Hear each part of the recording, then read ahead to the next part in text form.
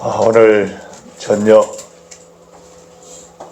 이런 저녁을 환상적인 저녁이라고 표현합니다. 환상적인 저녁. 제가 설교 시간에도 그랬고 이 칼럼에도 적었는데, 혹시 여러분 가운데 이 바베트의 만찬 영화 보신 분 있으세요? 네. 혹시 아무리 말해도 뭐 너는 말해라, 나는 내대로 my way. 지금 또 여러분들이 이제 들었다 하더라도 뭐 집에 가면 바베큐의 만찬 바베큐, 맞아요. 바베큐가 아니고 바베트의 만찬. 그 영화가 이제 왜 그 영화가 중요하냐면은 그 영화 1987년도에 프랑스 영화인데, 우리나라에서는 1999년도 KBS에서 더빙을 해서 영화가 된 것인데, 덴마크의 조그마한 어촌 마을에, 아주 가난한 그 어촌 마을에 일평생 동안 한 목사님이 그 성도들 위해 섬깁니다. 그런데 얼마 안 되는 그 성도들이 하나도 변화 안 돼요. 이제 목사의 한계입니다. 목사가 가장 힘든 거는 20년 동안 목회해도 하나도 안 변하는 성도의 모습과 자신의 모습을 보면 다 실망할. 하나도 안 변화되고, 그러자 그 꿈을 못 이루고 소천하십니다. 근데 두 딸이 있는데, 이 정도로 이야기해 준데도 영화 안 보면 좀 이상하죠. 두 딸이 있는데 그 딸이 독신으로 헌신해버려요. 우리 아버지가 이렇게 열심히, 제가 기억나는 건 루트란 경건주의 그런 삶 같은데, 이렇게 헌신했는데 이렇게 마을 사람들이 서로 질시하고 싸우고 분쟁하고 이런데, 그 아버지의 했던 업을 계속 이어서 우리가 섬겨야 되겠다 해서 두 딸이 또 열심히 섬깁니다. 그런데도 변화가 안 되는 거예요. 근데 그 마을에 누가 급하게 피신해서, 프랑스에서 피신해 온 어떤 요리사가 한 명 있는데, 왕실에서 요리하다가 그 왕실에 대해서 무슨 반란 같은 게 일어나서 피신해서 그곳까지 도망왔는데, 그 사람이 도망오면서 복권 하나 사놨는데 그게 나중에 돼서 당첨됐다는 소식을 들었습니다. 그리고 그 마을의 사람들과 정이 들고 또 이 두 딸이 헌신하는 그런 모습에 너무 감동을 받아서 그 복권 몽땅 다 왕실에서 식사하는 그 메뉴를 갖고 식사에 반찬을 베풉니다. 그러니까 그 시골에 있는 고집세나 할아버지 할머니들 싸우고 이랬던 사람들이 그게 좋은 음식인지 안 좋은 음식인지 잘 모르는데, 그때에 베푼 만찬이 뭐냐 하면은 그 목사님이 탄생한 지 100주년 그 기념식을 하기 위해서 베푸는데, 그러니까 그 마을에 출신인 사람들 중에서 곳곳에 떠나가서 마치 장군 한 명이 거기에 100주년 기념일 때 오는 거예요. 와갖고 딱 보니까 이 포도주는 누구 황실에게 들어가는 포도주고 이걸 어떤가 다 아는 거예요. 그래서 이제 사람들한테 쫙 알려줍니다. 알려주니까 그 사람들 먹어보니까 맛이 다른 거예요. 그러고 난 뒤에, 근데 영화를 자세히 보시면은 그 요리사가 다른 사람들 눈에 안 보이는지 모르겠습니다만은 제 눈에는 그 요리사가 신부복, 물론 요리사 옷을 입었는데 가운 같은 걸 입습니다. 그러니까 식사를 마치 설교와 형상하는 거예요. 그래서 그 사람들이 식사를 다 하고 난 뒤에 누가 이야기도 안 하고 바깥에 나와서 모두가 손잡고 춤을 춥니다. 다 용서하고 하나가 되는 모습. 그 모습이 영화로 되는데, 그걸 보면서 저한테 주는 메시지는, 물론 수많은 설교를 통하여 은혜 받고 그러지만은 함께 식사를 잘 할 때에 마음이 녹아져가 하나가 되는 역사를 봅니다. 오늘 삼밥 비주얼부터 달랐죠. 우리가 맛있게 즐겁게 잘 먹었기 때문에 육신이 이제 아주 편안하기 때문에 혹시 잠이 올 수도 있지만은, 잠이 오면 주무십시오. 주님의 품에 안겨서 푹 주무시고. 이미 여러분들 마음문이 음식을 잘 드셨기 때문에 오늘 수고하시는 집사님들 여러 사람 통해서 음식을 맛있게 드시고 우리 교회 수련회는 좀 특이하죠. 뭐 회비를 냅니까? 물론 좀 잠자는 불편합니다만은 맛있는 음식을 드리고, 그리고 만약에 우리가 이 수련회 뭐 2박 3일 한다든지 외부 강사가 오시면은, 외부 강사 오면 우리가 또 긴장도 하고, 또 외부 강사 왔었기 때문에 더 큰 은혜를 받아야 되겠다는 그런 긴장감도 있고, 또 외부 강사 오시면은 또 멀리서 오셨기 때문에 또 이분들에게 은혜를 끼쳐야 되겠다. 어제 저녁에도 그 유기성 목사님 소개가 좀 길었죠. 그러니까 외부 강사들은 다 길게 할 수밖에 없어요. 왜냐하면은 내가 어떻게 은혜를 좀 끼치고 좀 내가 온 그 있어야 되는데, 이기 때문에 항상 설교가 길어집니다만은, 그러나 제가 설교하기 때문에 여러분들이 뭐 크게 은혜 안 받아도 별로 뭐, 또 우리가 외부 강사가 오면은 비행기 값 드려야 되지요. 사례금 최소 1,500에서 2,000원 드려야 되지요. 그것도 적대해 드려야 되죠. 여러 가지 부담이 되는데, 근데 이제 제가 말씀을 전하면은 뭐 오늘 같이 음식을 풍성하게 잘 먹고 이렇게 편안한 마음으로 말씀을 들으면은 우리는 크게 은혜를 받든 안 받든 큰 부담을 느끼지 않는, 그리고 또 제가 설교할 때는 또 우리 성도들의 속사정과 그 형편 잘 알기 때문에 또 설교를 좀 짧게 할 수 있는 그런 장점들이 있습니다. 오늘 우리 저녁에 설교 제목이 뭐냐 하면은 믿음으로 간절히 구하라, 믿음으로 간절히 구하라, 이런 제목으로 좀 나누기를 원하는데요. 오늘 우리가 읽은 본문 말씀 다시 한번 1장을 가봅시다. 여기 보면은 1장 5절 보면 구하라, 그 다음 6절에서도 믿음으로 구하라, 의심하지 말라, 이런 구하라 하는 말씀이 있고요. 그 다음 5장을 다시 가보십시오. 5장 우리 13절부터 보면은 기도라는 말, 13절에서 저는 기도할 것이요, 저는 찬송할 때, 찬송도 일종의 곡조 있는 기도를 보면은 두 번 나오죠. 그 다음 14절에 기도할지니, 15절에서 믿음의 기도, 16절에서도 서로 기도하라, 또 의인의 간구나 기도 다 같은 말이고요. 그 다음 17절 또 간절히 기도하고, 18절에도 기도, 그러니까 찬송까지 간구까지 다 넣어서 이제 몇 번 나옵니까? 8번이 나옵니다. 믿음으로 기도하라, 믿음으로 기도하라. 그 다음 또 하나는 간절히 기도하라, 간절히 기도하라. 믿음으로 간절히 기도하라, 이제 설교 제목입니다. 믿음으로 간절히 기도하라, 설교 제목인데요. 오늘 믿음으로 간절히 기도해서 응답받는 밤 되시길 주님의 이름으로 축원합니다. 네.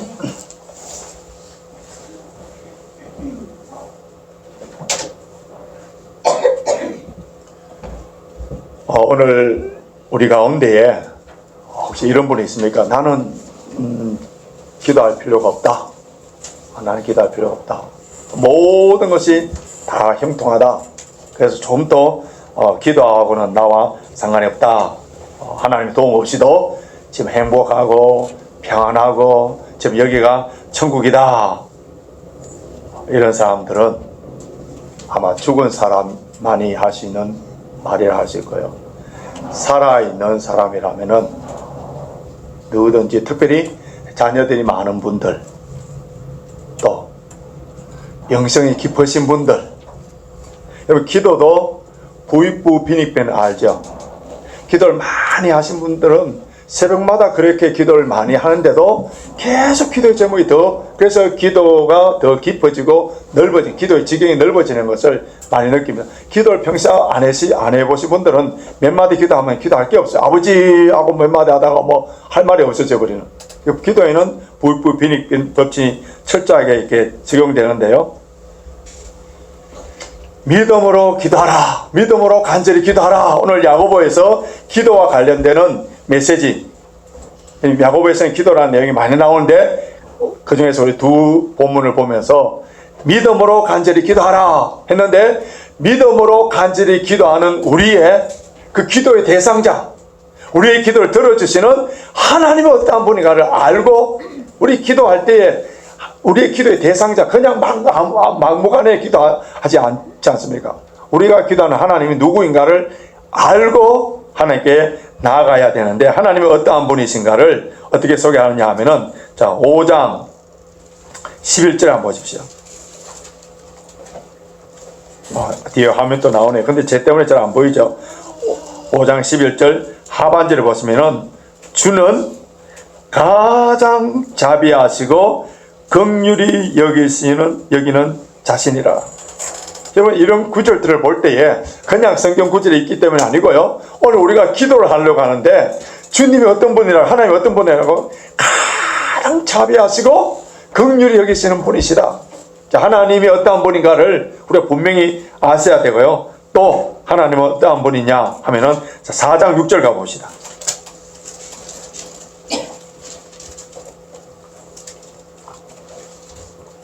4장 6절 같이 읽읍시다. 시작. 그러나 더욱 그 은혜를 주시나니 그러므로 일러지되 하나님이 교만한 자를 물리치시고 겸손한 자에게 은혜를 주신다 하신. 하나님은 어떠한 분이라고 큰 은혜를 주시는 분, 겸손한 자에게 은혜를 주시는 분. 하나님이 어떠한 분인가 야고보에서 지금 가르쳐주는 이유가 무엇이냐 하면은요, 우리가 겸손하게 구하는 자에게 큰 은혜를 베푸시는 자비와 긍휼이 많으신 하나님 아버지. 오늘 저와 여러분들이 하나님 아버지를 부르짖을 때에 뭐 천지 만물을 창조하시고 온 우주를 다스리시고 섭리와 하나님의 경륜 속에 우리를 인도해 가시고 높고 높은 상천에서 낳던 우리를 구별하고 보살펴 주시고 이런 모든 미사고가 다 꾸밀 수 있습니다만은 오늘 우리의 기도의 대상이신 하나님 아버지께 오늘 하나님이 어떠한 분인가를 가르쳐 주시는데 어떠한 분이냐 하면요, 어떻게 해요? 뭐라고 했습니까? 큰 은혜를 베푸시는 긍휼과 자비가 많으신 하나님. 한번 따라 하십시오. 큰 은혜를 베푸시는 긍휼과 자비가 많으신 하나님. 오늘 저와 여러분들이 하나님께서 가르쳐 주신 하나님은 어떠한 분인가를 야고보에서 가르쳐 줬는데 우리가 신학적으로 교리적으로 성경적인 지식을 통해서 하나님은 어떠한 분인가 많이 알고 있습니다만은 오늘 이 밤에 저와 여러분들이 기도할 때에 하나님은 어떠한 분으로 부르짖었냐면 큰 은혜를 우리에게 그냥 물결치는 잔잔한 것이 아니라 큰 은혜를 베푸시는 긍휼과 자비가 많으신 하나님 아버지. 그러니까 오늘 기도할 때 아버지라는 말 속에 다 포함돼야 돼요. 큰 은혜를 베푸시는 긍휼과 자비가 많으신 하나님 아버지. 이 야고보서를 통하여서 기도에 관해서 강조하는 야고보를 통해서 하나님이 어떠한 분인가 우리의 대상을 분명히 밝혀주고 있는 거예요. 여러분 야고보는 다른 거에 비해서 정말 기도에 대해서 할 말이 많은 사람. 오늘 제가 교회 예배 때도 말씀드린 것처럼 야고보의 별명이 뭐라고요? 보안하게 하지 마세요. 낙타무렵. 물론 성경에서는 그런 말이 안 나옵니다만은 그 당시에 이제 흘러온 이야기들 보면 낙타무렵. 예루살렘 교회의 기둥. 여러분 예루살렘 교회가 대형 교회였어요. 제가 오늘 아침에도 교회 예배 때 말씀드렸습니다만은 3,000명, 5,000명씩 세례 받고 돌아오는 그 교회 최소한 8,000명 이상 대형 교회, 큰 교회죠. 그 교회 담임 목사, 초대 예루살렘 공회의 또 총회장, 교회에서 존경받고 하나님께 인정받는 이런 기도의 사람이 그 기도의 자신의 기도의 모델 진명교사로 삼은 인물 한 명을 가지고 지금 기도에 대해서 이렇게 성도들에게 고난당하고 디아스포라로 살고 있는 그런 사람들에게 기도의 모델을 제시해 주는데 그 사람이 오늘 우리가 읽은 내용 중 구약의 한 사람이 누구라고요? 누구라고 했습니까?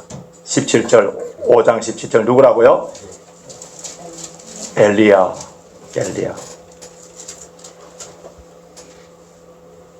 엘리야가 간절히 기도를 했더니, 믿음으로 기도했더니, 근데 그 엘리야를 또 너무 우리와 격리시켜서 엘리야는 그 위대한 선지자고, 그렇기 때문에 할까 싶어서 야고보가 우리를 기도하는 것을 대해서 아예 우리 따라갈 수 없는 별과 같은 존재 이렇게 될까 싶어서 그 갭을 메꾸기 위해서 얼른 야고보가 뭐라고 했습니까?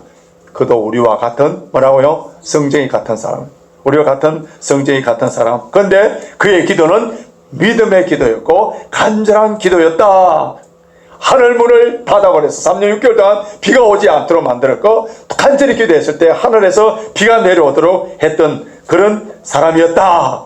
엘리야 시절 때에 이스라엘 왕 중에서 가장 싹한 왕, 우리가 이 시대에 호모섹슈얼리티, 성적으로 온갖 지금 영적으로 혼란한 시대를 하지 않습니까? 이것 때문에 우리가 기도할 수 없다는 것이 아니고, 엘리야 시대 때는 가장 온 세상이 다 바알, 아세라 신을 섬기는 바알 시대 때 가장 싹한, 가장 캄캄한 시대에 가장 기도로 빛냈던 그 엘리야.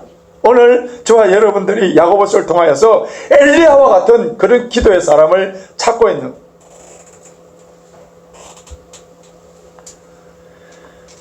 야고보는, 자, 다시 우리가 기도에 대해서 13절 보십시오. 13절, 너희 중에 고난을 당한 자가 있느냐? 저는 이 말씀 보는 순간에 고난 당한 자가 있습니다. 주님, 우리 교회에 고난 당한 자가 있습니다. 너희 중에 고난 당한 자가 있느냐? 14절 보십시오. 너희 중에 병든 자가 있느냐? 주님, 우리 교회에 저를 비롯하여서 병든 자가 많습니다. 병든 자가 있습니다.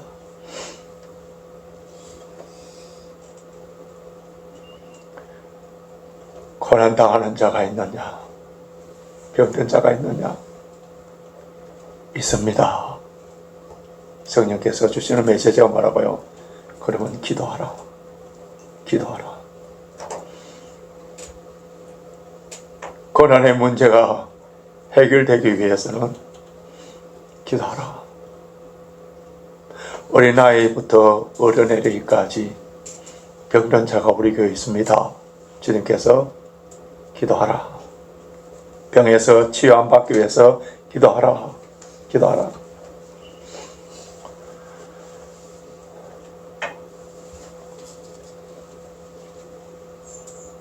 우리가 기도할 때 구하고 찾고 두드리는 것, 기도에 대해서 이제 삼중적으로 그렇게 강조하는 요법인데요. 다 같은 말이라 할 수 있습니다. 근데 먼저 우리가 무엇을 구해야 되는지. 자, 우리의 고난당한 자가 있습니다. 작은 공동체지만은 이 모양 저 모양 고난당한 자가 있고, 우리 가운데에 헤이피버든 허리협착증이든 암이든 아니면 자폐증이든 어떻든 간에 어떤 종류든 간에 병든 자가 있어요. 그럼 기도하라. 구하라. 근데 무엇을 구해야 되는지를 우리가 오늘 야고보가 잘 알려주는데, 야고보는 제가 조금 전에도 특히 예배 때 말씀드렸습니다만 어느 특정한 교회를 향한 메시지가 아니고 이 전체 흩어진, 자, 다시 1장 1절 보십시오. 하나님과 주 예수 그리스도의 종 야고보는 흩어져 있는 12지파에게 문안하노라. 그렇기 때문에 이 흩어진 12지파라 했을 때 우리 인민자들, 나은혜 같은 우리 한인 디아스포라 교회 성도들에게 주시는 메시지인데, 이 우리들의 인민 생활에서 가장 먼저 우리가 구해야 되는 것, 병이 들었어요? 고난 당하고 있어요? 이런 상황 속에서 우리가 가장 먼저 기도를 해야 되는 것이 무엇이냐 하면은 그것이 바로 1장 5절에 나와 있습니다. 1장 5절 같이 한번 읽을까요? 다시 시작. 너희 중에 누구든지 지혜가 부족하거든 모든 사람에게 부이시고 끊지 아니하시는 하나님께 구하라. 그리하면 주시리라. 내일 새벽에 살펴보겠습니다만은 2절을 보면은 너희가 여러 가지 시험을 만나거든. 그 시험이 이제 3절은 믿음의 시련이에요. 이런 것을 만나게 되면은 시험, 시련, 환난, 고난, 질병, 아픔 이런 것들이 우리에게 닥칠 때에 가장 흔들리는 게 뭐냐 하면은 우리 지혜. 왜 지혜가 흔들리느냐 하면 지혜가 뭐예요? 지혜. 고난이 왔을 때 고난에 대한 잘못된 해석 때문에. 그 지혜는 모든 나에게 일어나는 사건이나 아니면 사고까지도 나에게 일어나는 모든 일들을 하나님의 관점에서 바라볼 수 있는 안목, 그것이 지혜라고 할 수 있는데, 근데 고난이 오면은 가장 흔들리는 것, 고난이 닥칠 때에 하나님의 관점에서 바라볼 수 있는 그 지혜가 흔들려 버려서 그 고난 자체만 크게 보기 때문에, 그래서 고난 당할 때, 환난이 올 때 우리가 먼저 구해야 되는 것이 뭐냐 하면은 지혜를 구하는. 고난이 올 때 하나님의 그 깊으신 뜻을 잘 알지 못함으로 말미암아 고난 가운데 우리가 늘 하는 것, 지금 여러분 인생을 살아오면서 수많은 고난을 닥쳤을 때에 그것을 지혜로 풀어나간 적이 거의 없고요. 저도 마찬가지고. 어떻게 합니까? Why me? 지혜 없는 현상에서 나타나는 현상이 뭐냐? Why me? 하나님, 내가 새벽마다 기도하는데 내가 도둑질 했습니까? 간음을 했습니까? 이렇게 열심히 목회를 하고 열심히 살려고 발버둥 치는데 왜 나에게 이런 고난을 당합니까? 지금 해피부가 제가 엄청나게 심하고 지금부터 심하고요. 병원에 약국에 집회에 가서 너무 심하다. 그러니까 이제 보통 해피부 약 10mg을 주는데 이번에는 18mg을 가장 높은 거래요. 그것도 아침 저녁으로 먹어라. 그 이제 두 알 먹고 나면은 저는 완전 비몽사몽간입니다. 헤이피버 하나가 생기도 너무 힘듭니다, 주님. 허리가 아파서 저 가방에 항상 진통제, 병원에서 혈위 협착증에 대해서 진통제를 줄 때 한 줌을 매달씩 줍니다. 그걸 다 같이 먹어야 되거든요. 항상 들고 다니고 언제든지 아프면은 그거 먹어야 되기 때문에. 그래서 이런 질병의 문제, 고난의 문제를 가지고 하나님 앞에 나아갈 때 Why me? 우리가 얼른 나오는 게 Why me? 왜 내가 이런 고통을 당해야 됩니까? 햇빛 나면은 햇빛 때문에 이렇게 햇빛으로 고생하고 비가 오면은 온몸이 수술 허리가 아프고 좋은 날 우산 장사 무슨 집신 장사 그것처럼 비가 와도 아프고 햇빛 나도 Why me? 이렇게 어프로치를 하고 지혜 없이 어프로치하면 답이 하나도 없어. 절대로 그런 Why me로 출발하면 답을 못 찾습니다. 그런데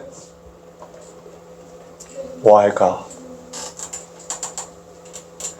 왜 하나님께서 나에게 고난을 허용하셨을까? 하나님의 관점에서 바라볼 수 있는 안목이 열리게 되면은 그 고난 가운데서도 주님을 찬양하고 감사하는.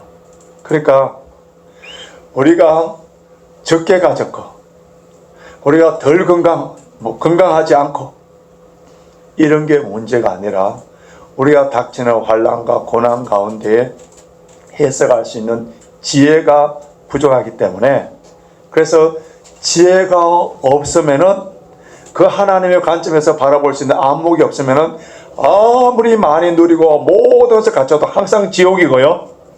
아무리 병들고 아무리 고난이 온다 하더라도 하나님의 관점에서 바라볼 수 있는 안목, 믿음의 눈만 있으면은 어떤 형편인 초막이나 궁궐이나 높은 산이든 거친 들이든 터전터 매트 내 주 예수 모신 곳이 그 어디나 하늘나라 찬송이 나옵니다. 그래서 우리 성도들을 향하여서 사도 바울은 뭐라 해도 항상 기뻐하고 범사에 감사하라. 이게 우리 형편을 통하여서 환경을 통하여서 이걸 누리려면 평생 못 누리는 거예요. 어느 정도 돈을 가져야 항상 기뻐할 수 있습니까? 어느 정도의 모든 것을 갖춰야 항상 범사에 감사할 수 있겠어요? 그거는 물질이나 외부적인 것을 가지는 것이 아니라 삶의 지혜, 하나님께서 주시는 안목, Why God?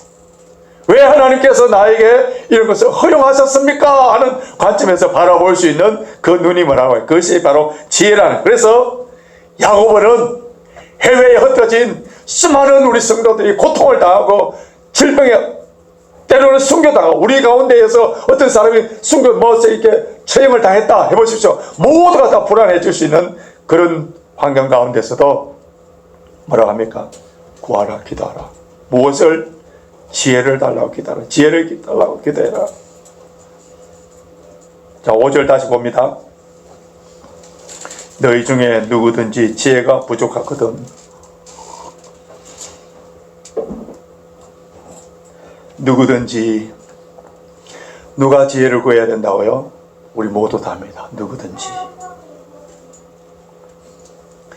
내가 지혜가 부족하다는 것을 못 느끼는 그 사람이 가장 어리석은 사람, 가장 교만한 사람.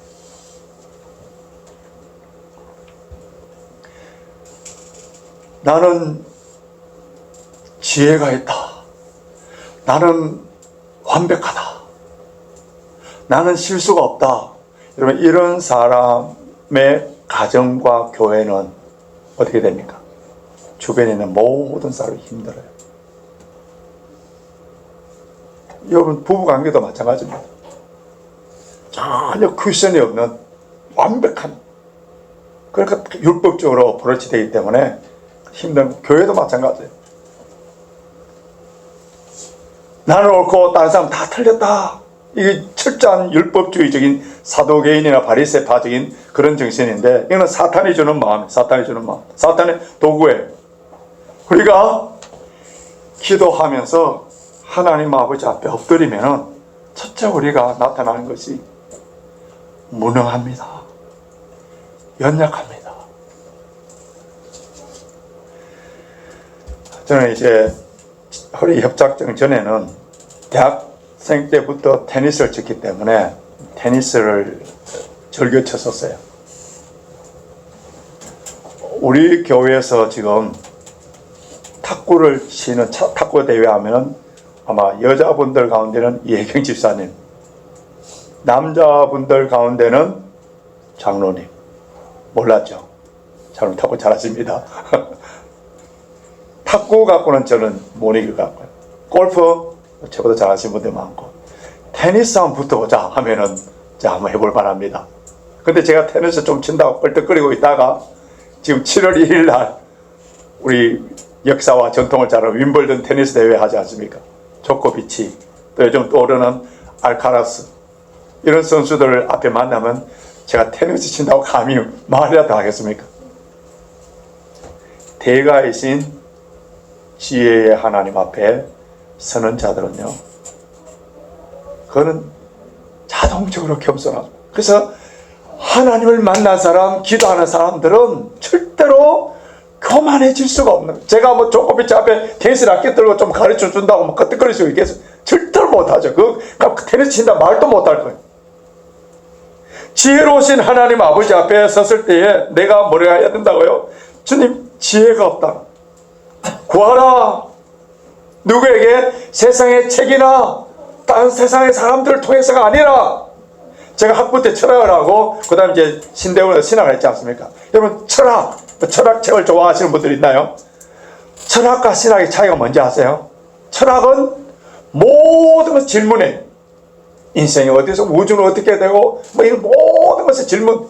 그래서 사람들이 머리를 짜내서 이거다 하는데 답이 없어요. 철학은 모든 것 질문으로 끝나버립니다. 답을 못 찾아요. 신학을 어떤지 아세요? 답부터 시작. 대초에 하나님이 천지를 창조하시니라. 그게 무슨 신의 존재 증명, 뭐 실체론, 필요 없는 거예요. 대초에 하나님이 천지를 창조. 내가 길이요 진리요 생명이니 나로 말미암지 않고는 아버지께 올 자 없느니라. 더 이상 뭐 헷갈리고 뭐 복잡하게 연구할 필요, 믿느냐 안 믿느냐, 그거로 지금 딱 판결 나오는 거예요. 철학에서는 막 온갖 연구에 답이 없는 거예요. 누구에게 구하라고요? 지혜를 하나님께 구하라. 하나님께 구하라. 그러면은 구하는 자에게 하나님은 어떠한 분이신가? 다시 5절 나오죠. 보십시오. 모든 사람에게, 누구든지 했잖아요. 모든 사람에게 후히 주시고 꾸짖지 아니하시는 하나님께 구하라. 그리하면 주시리라. 사람들은 뭐 하나 주려고 하면은, 우리 부모님들 중에 마음 좁은 부모님 뭐 사나 자식이 하나 주는 거 갖고 얼마나 조건을 많이 겁니까? 뭐 이거. 근데 하나님께서는 호히 주시고 잔소리하지 아니하시고 마지못해 주시는 분이 아니라 기쁘게 흔쾌하게 주시는 하나님. 구하라. 하나님께 구하라. 구하라. 구할 때에 저와 여러분들이 구합니다. 우리 새벽기도 팀들 나와서 얼마나 새벽에 많이 기도합니까? 수요 기도 때 나와서 구합니다. 좀 전에도 우리 주여 하면서 구해요. 다 기도, 예수 믿는 사람들 중에서 기도 안 하는 사람이 있습니까? 다 구하죠. 그런데 구할 때에 반드시 기억해야 되는 거예요. 반드시 기억해야 되는 거예요. 저와 여러분들이 지금 지혜도 부족한 것을 알고 하나님께 구하고 하나님이 지혜로우신 분, 후히 주시는 분도 알아요. 그런데 구하면서 왜 저와 여러분들이 아직 얻지 못하고 있느냐?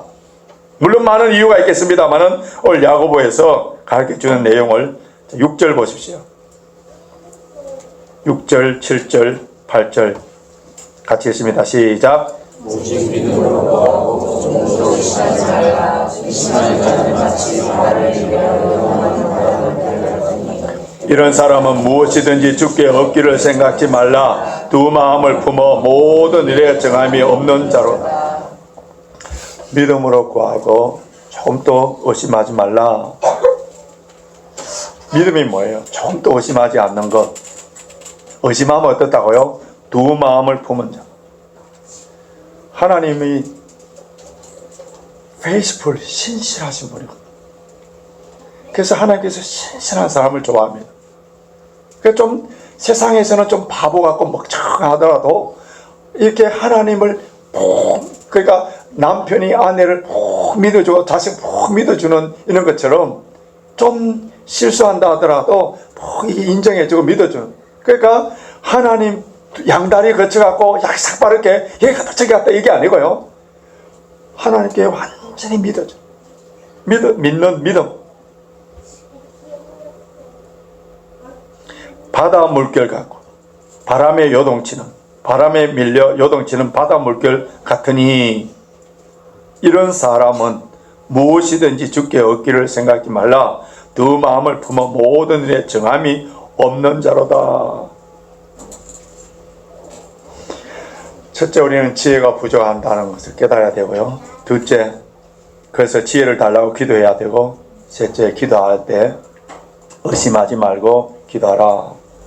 많이 기도를 하는데 응답이 없다면 내 기도에 많은 부분이 의심이 있구나. 우리 이거 고백해야 돼. 기도는 해요. 말로는 합니다. 주여 주실 줄 믿습니다. 아멘 믿습니다. 주님 모든 염려 걱정은 다 주님께 맡깁니다. 두려워하지 않습니다. 그러면 이제 다 맡기면은 주님이 주신 말할 수 없는 평강이 우리 마음속에 와야 되는데 믿습니다. 안 믿을수록 더 믿습니다. 이렇게 하면서 안 믿는 거예요. 응답이 없는 거예요.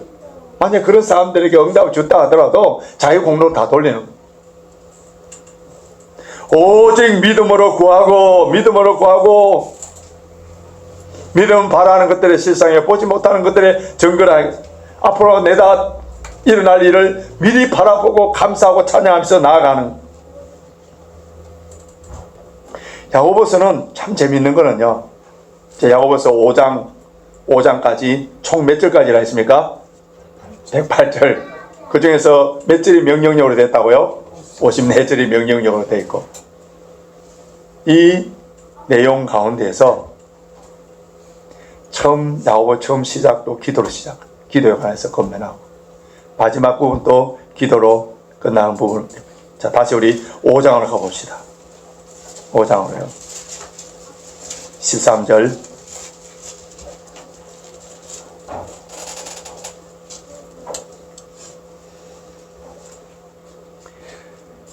너희 중에 고난 당한 자가 있느냐?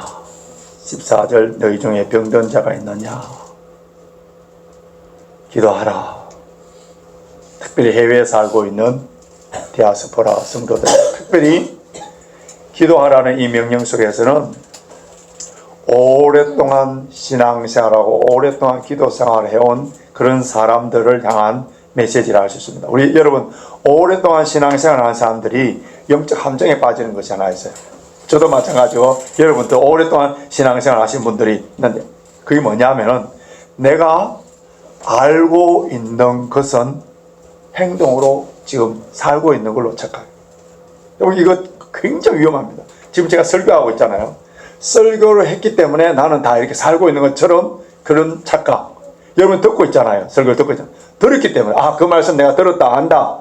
그렇게 살고 있는 것처럼 착각.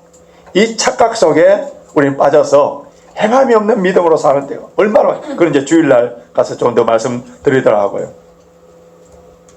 기도도 마찬가지예요. 기도에 관해서는 참 많이 알아요. 우리 기도에 가서 신앙생활 하면서 얼마나 많이 들었습니까? 기도에 대해서 지금 제가 하고 있는 말, 지금 이 설교 다 하는 내용 다 들어내요. 뭐 그 말이 그 말이지 하면서 아예 뭐 이렇게 지금 고개 돌릴 수도 있지만은, 근데 안 한다는 거죠. 기도.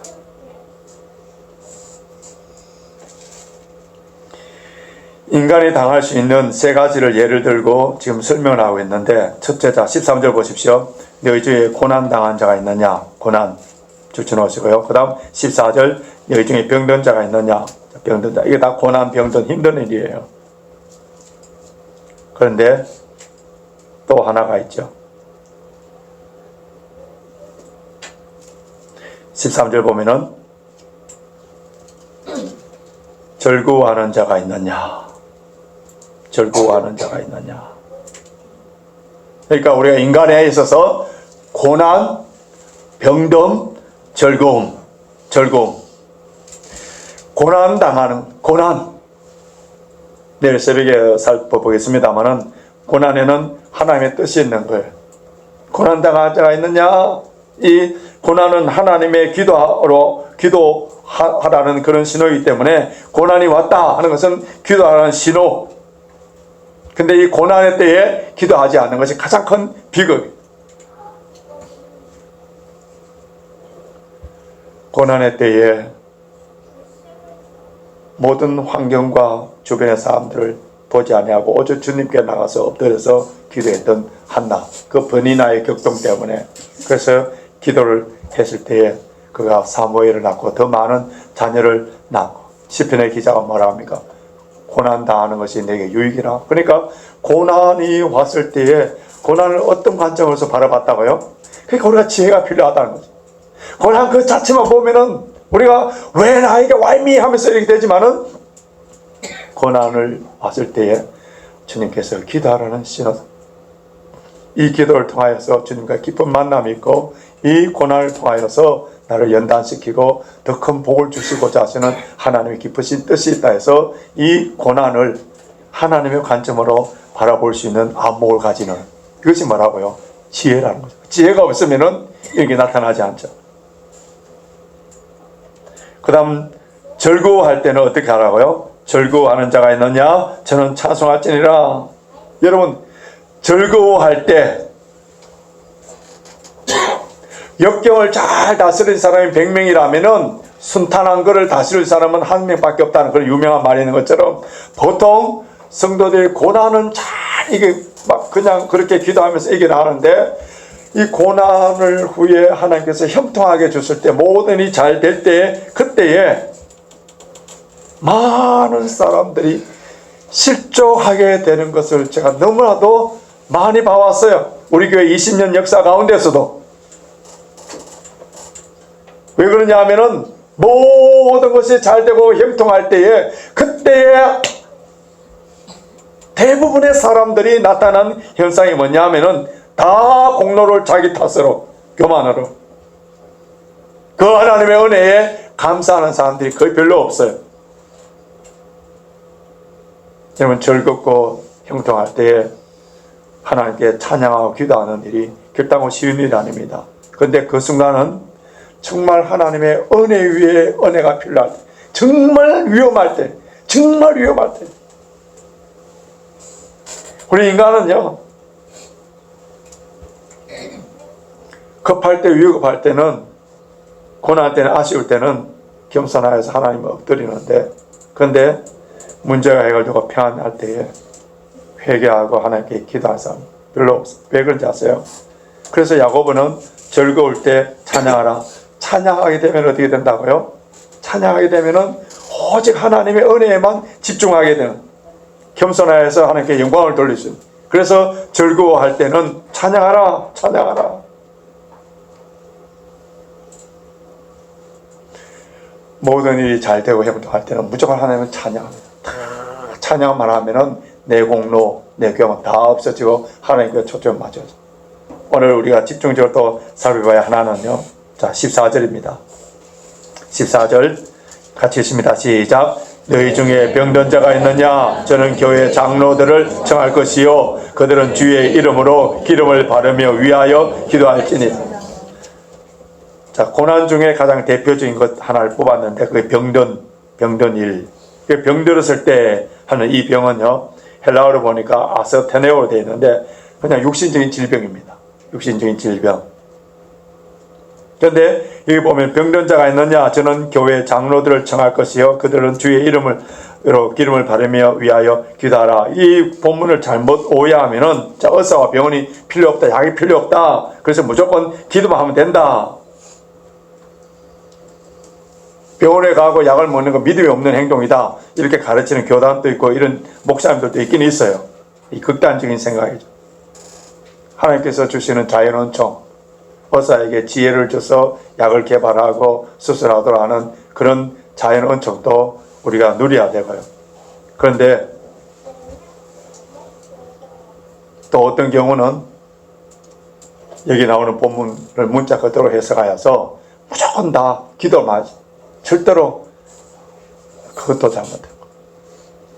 바울은 신유의 원사가 있는 사람, 뚜렷하게 신유의 원사가 있는 사람이에요. 죽은 사람도 살리는 사람. 그런데 바울은 누구를 데려다닙니까? 자기 주치인 의사 누가를 항상 대동하고 다닙니다.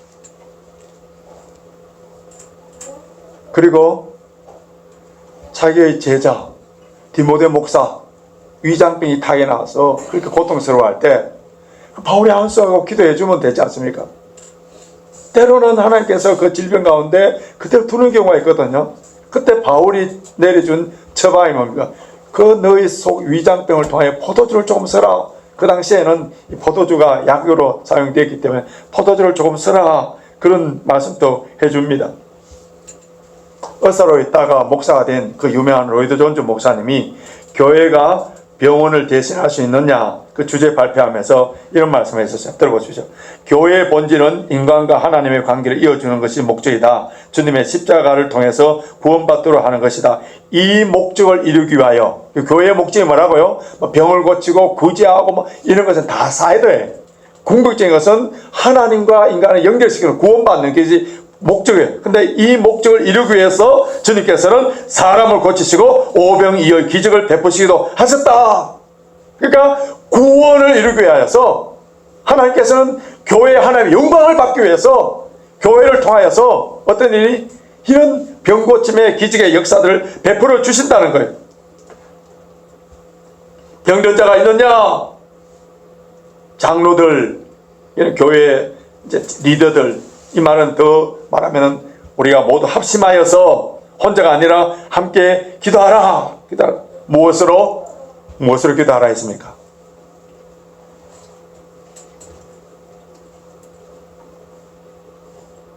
무엇으로요? 주의 이름으로. 14절 주의 이름으로. 주의 이름으로. 왜 주의 이름으로? 주의 이름에 그 능력이 있는 것은 물론이고요. 주의 이름으로 기도하라는 것은 설령 병을 고쳐줬다 하더라도 대부분의 병 고치는 은사 있는 사람들은 병을 고친 후에 자기 공로로 내가 은사 있어서, 그래서 흔히들 부흥 강사나 성도들 가운데, 목사님들 가운데 내가 기도하니까 암이 나왔고, 내가 기도하니까 뭐가 나왔고, 그게 뭡니까? 주의 이름 아무 관계없이 내게 특별한 은사가 있어서 낫겠다. 그래서 오늘 야고보서는 뭐라고 해요? 그런 말 제발 하지 말고 누구의 이름? 주의 이름으로, 주의 이름으로, 주의 이름으로 기도하라. 그래서 나았다 하더라도 우리의 공로가 아니라 그 전적인 하나님의 은혜, 주님의 이름으로 나아진 것이다. 저는 우리 교회에서 물론 재혼차 새벽 기도하면서 또 이렇게 안수하면서 이렇게 주님이 이 병을 고쳐주시옵소서, 누구도 아픕니다, 좀 낫게 해주십시오, 이렇게 하면서 이제 제가 설교 시간에 뭐 이렇게 선포하는 거는 여러분 거의 못 들어봤잖아요. 뭐 지금 우리 가운데 헤이피부가 있다, 헤이피부야 나을지어다 선포하는 거 한 번도 들어봤습니까? 제가 만약에 그렇게 하면 우리 목사님 좀 요즘 이상해졌다 한 번도 안 해봤죠. 하나님 이유가 있어요. 물론 주의 이름으로 오늘 주의 이름으로 할 거예요. 주의 이름으로 우리 아픈 부분에 대해서 나을지어다 선포를 하는데 왜 선포를 하지 않았느냐 하면은 저는 제가 헤이피버, 여러분들 콧물 줄줄 흘리는 헤이피버, 또 허리 협착증 이거 갖고 우리 성도들 얼마나 많이 기도합니까? 근데 주의 이름으로 선포를 하는 것에 대해서 저는 이게 조금 전에 말씀한 것처럼 믿음이 약해서 제가 선포를 했는데 안 나오면은 속된 말로 얼마나 쪽시를까, 그러면 무능한 목사일까 해서 선포하는 일을 꺼리고 조용히 그냥 주님 낫게 해주십시오. 나았다면은 할렐루야, 안 나았다면은 그러면 그렇지, 안 낫는구나, 또 더 기도해야지. 근데 제가 이 야고보서 말씀을 보고 또 묵상하는 가운데 오늘 특별히 환자를 위해서 기도할 텐데 주의 이름으로 선포. 바울을 보니까 자기 찌르는 가시가 있는 거예요. 그러면은 사람들이 바울을 향하여서 사도권의 문제라든지 이런 거 갖고 이야기하는 사람, 너 다른 사람 나으려고 그렇게 선포하지 말고 너 찌르는 가시 그거나 좀 해결해. 그것이 뭐 안질인지 아니면 간질병인지 뭐 정확하게 잘 모르면 만약에 간질이라고 생각합시다. 이렇게 설교하다가 허풀 뭐 확 쓰러졌다 해보십시오. 그럼 막 와서 사람들이 막 드러내놓고 이러지 않겠습니까? 얼마나 특이한 되겠습니까? 그러면 사람들이 다른 사람 여기 지금 앉아있는 환자들을 고치려고 그렇게 하지 말고 너 간질병이나 좀 고치지, 이런 자책감도 있을 것 같고 능력도 없는 것 같아서 감히 선포하지 못할 것 같아. 아무런 관계없이 자기는 간질병이, 어떤 사람은 자기 암에 걸려서 내일 모레 죽는다 하더라도 무엇 때문에? 주의 이름의 능력이 있기 때문에 선포를 하는 거예요. 그거는 내 믿음이 아니라 그 사람의 믿음을 통하여, 아니면 우리 공동체의 믿음을 통하여서 오늘 저와 여러분들이 기도할 때 믿음으로 구할 때는 낫는다 했잖아요. 분명히 약속했잖아요. 그러니까 기도해 주는 사람의 믿음이든지, 안 그러면은 그 믿음을 갖고 그 말씀을 받고 아멘 하면서 그 대상자 믿음이든지, 아니면은 우리 가운데에 좀 있으면 말씀이 나옵니다만은 죄를 사함받고 깨끗한 마음, 의인의 강군의 역사하는 힘이 있다. 우리 가운데 수수한 마음을 가지고 깨끗한 마음을 가지고 주여 누구를 낫게 해달라고 했을 때 그 사람의 믿음을 통해서 역사하시든지, 누구의 이름으로? 주의 이름으로. 주의 이름으로. 그러니까 저와 여러분들이 제가 목사하면서 왜 이래 선포하는 것을 끓이기고 잘 하지 않았느냐 하면은 주의 이름의 능력을 잘 믿지 못하니까. 목사의 능력, 이건 아무것도 아니잖아요. 여러분들도 자녀들을 누구를 향하여서 선포를 하고 주의 이름으로 나을지어다. 왜?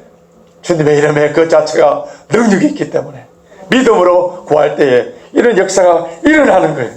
그래서 우리 교회에서 고난을 당한 자가 있어요. 병든 자가 있어요. 주의 이름으로 선포를 해요. 그런데 믿음으로 기도할 때에 한 가지 조건이 있습니다. 이 조건의 문제를 해결하지 아니하고는 우리가 능력이 나타나지 않는데요. 자, 16절 보십시오. 16절.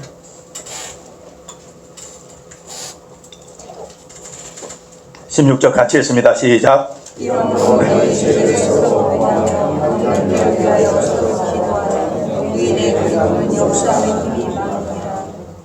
죄를 서로 구하며 죄를 서로 구하며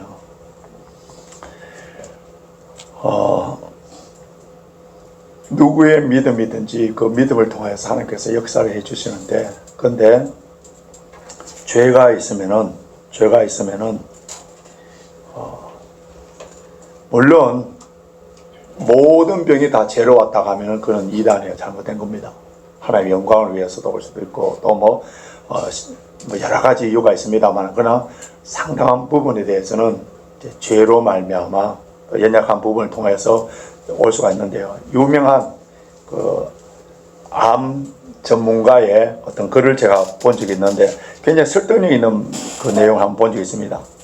암의 증세가 우리 몸에 다 암세포들 다 있어요. 암세포들이 있는데 그것이 이제 어느 정도 수치가 되면은 암으로 이제 나타나는 거고, 그 전까지는 다 있다가 사라지고 하루에 있다가 또 사라지고 막 이렇게 된대요. 근데 암이 정서 암입니다. 이렇게 뭐 초기 일기입니다. 암으로 이렇게 선포되기까지에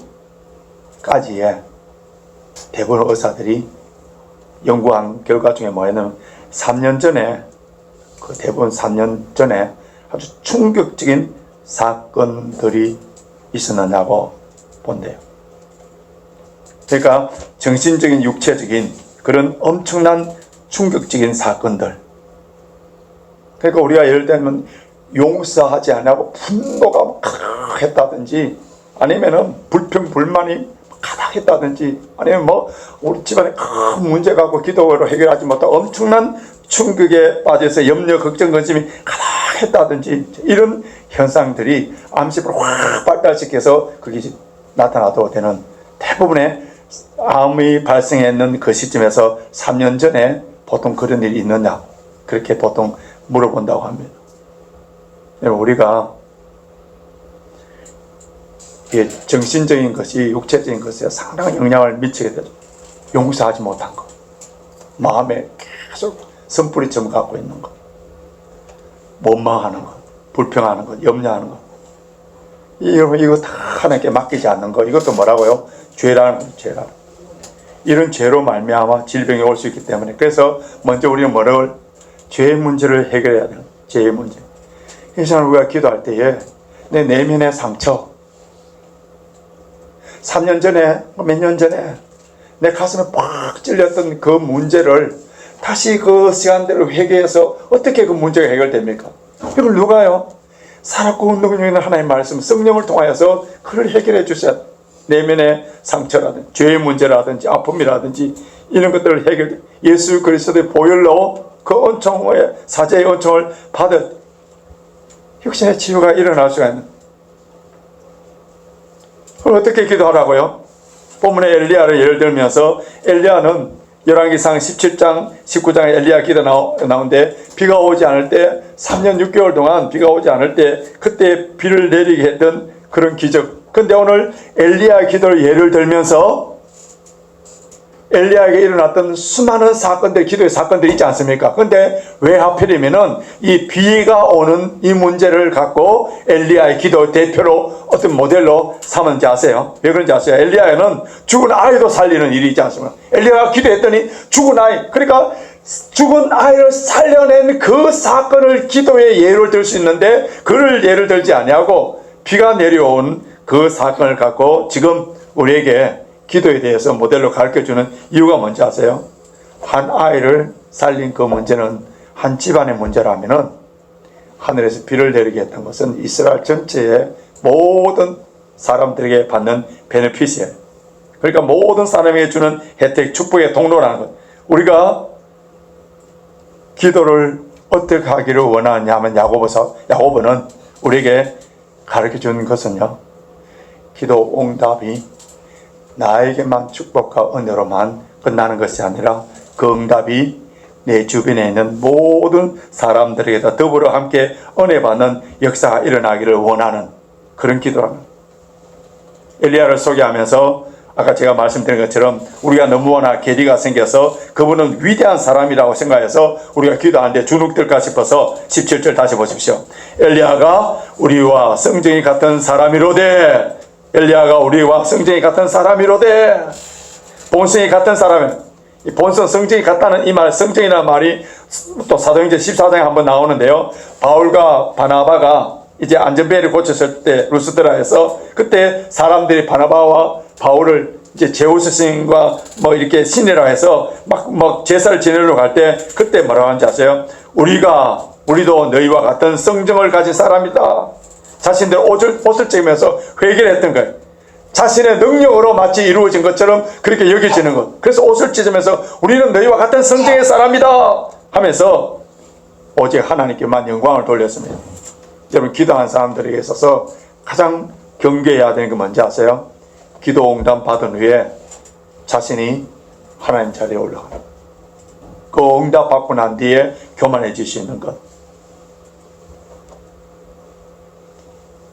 때로는 나에게 은사가 없음으로 말미암아 겸손하게 섬기는 그런 신앙이 은사를 받고 큰 능력을 베풀고 교만해서 넘어지는 것보다 더 나을 수가 있어요. 그래서 절구할 때가 응답 받을 때 뭐라 하라고요? 하나님께 찬양하라. 계속 찬양하라. 찬양.